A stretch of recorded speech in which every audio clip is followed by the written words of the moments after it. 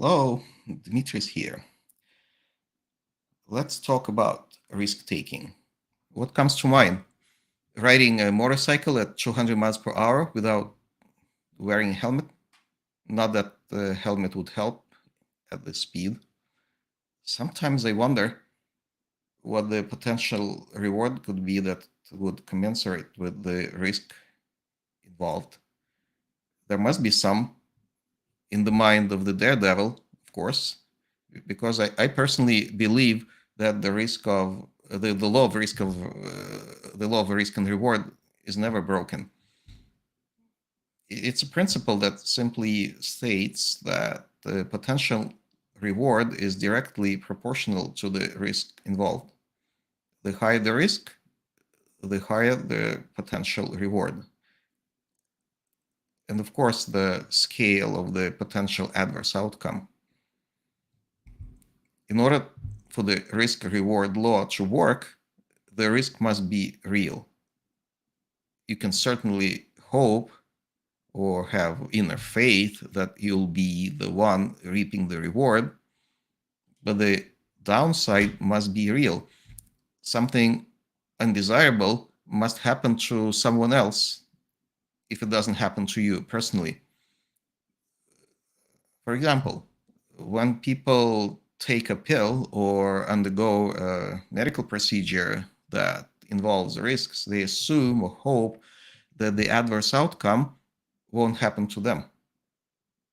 However, when they are told that, let's say, one person out of 100 gets a complication, it means that will happen. And when it happens to them, they get upset and sue the doctor. Suing doctors is a completely different subject, of course. I won't go into today, but just to illustrate the point, the risk must be real to get the reward.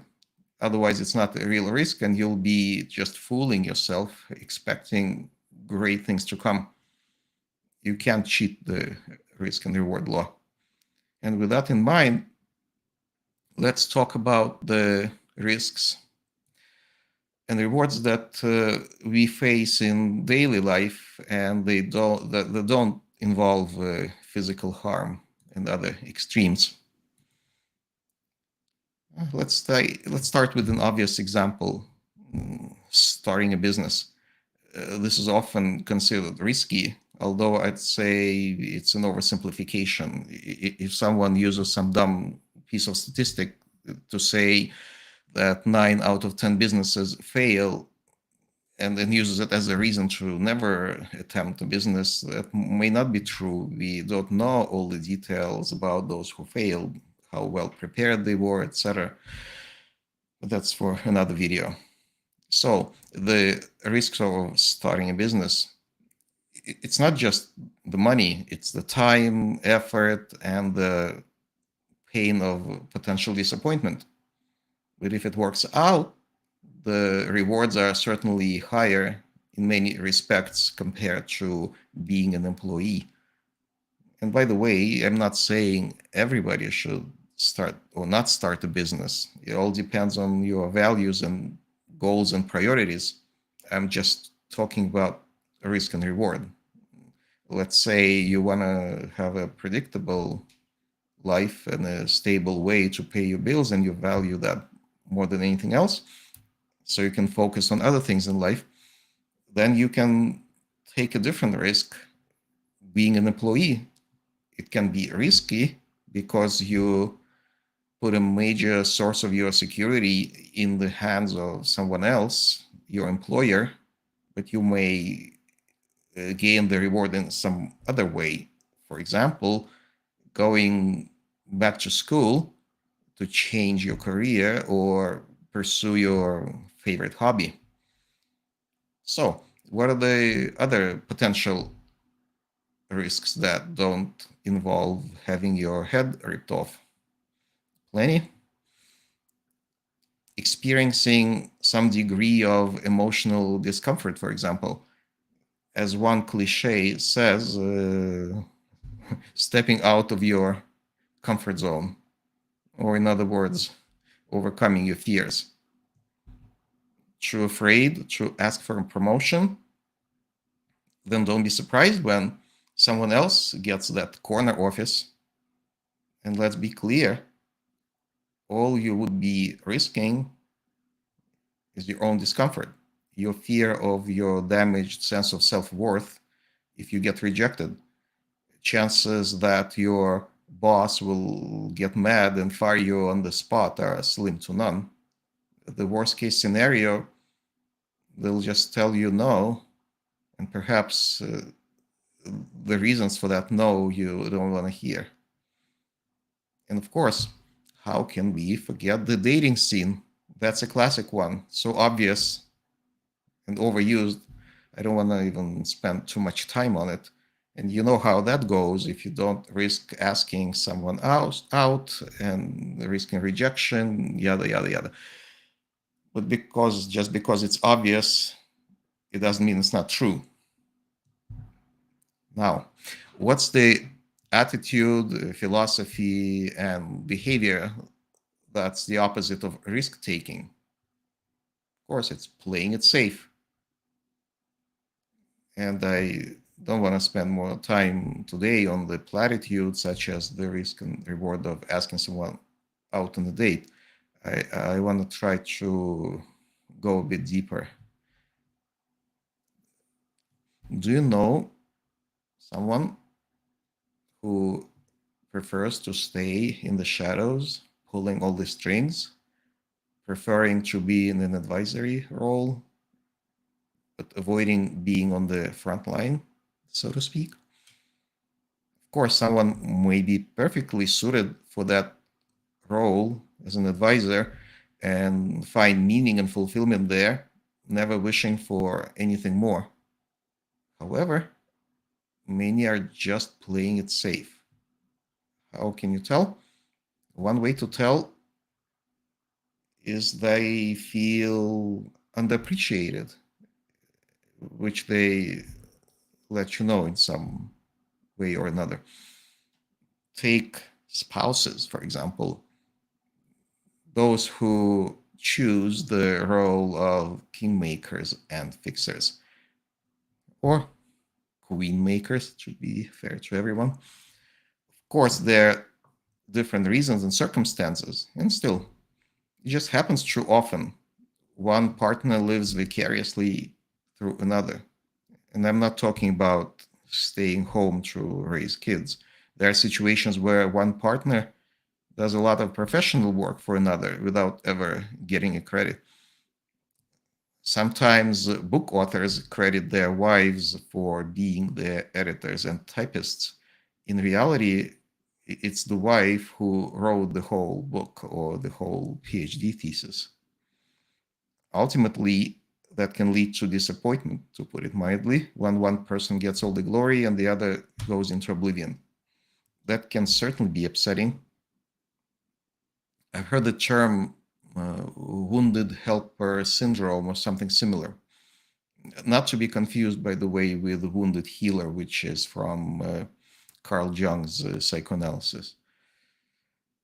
Or take parents who want to pull their adult children's strings and make their children live the lives that the parents didn't build for themselves.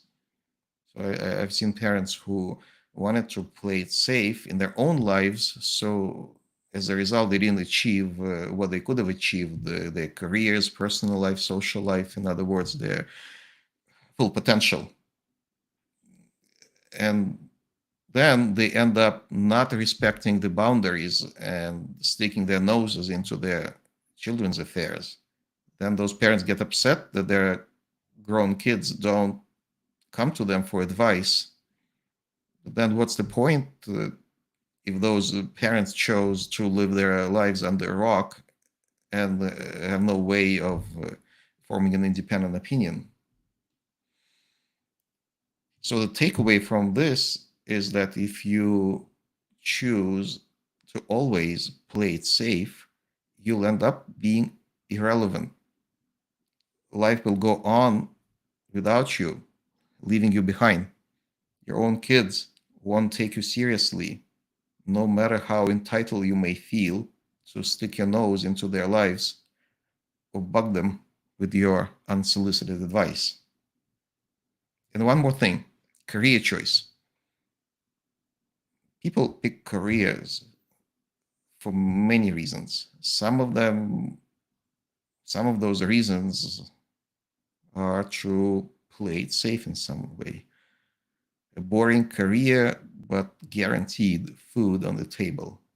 Or maybe an easy admission to a training program or cheap tuition. Pressure from parents. Oh, you want to be an artist, become an XYZ first, then my job as a parent will be done, and then you can do whatever you want with your life. That doesn't happen that way. Become a well-fed creature in a zoo with your own wings permanently clipped. So, what are you missing when you avoid the risks and play it safe? Well, you can probably tell where I'm going with that. Missed opportunities. Do you ever have a FOMO, fear of missing out? Well, if you play it safe, you are missing out on a lot of things the entire life. What is worse? Error of commission or error of omission? The first error is about an undesirable outcome you get out of doing something. But the other one, the error of omission, is the missed opportunity cost, the cost of not taking action. And who said one is worse than the other? Often intuitively, it feels safer not to take action. But is it always the right choice?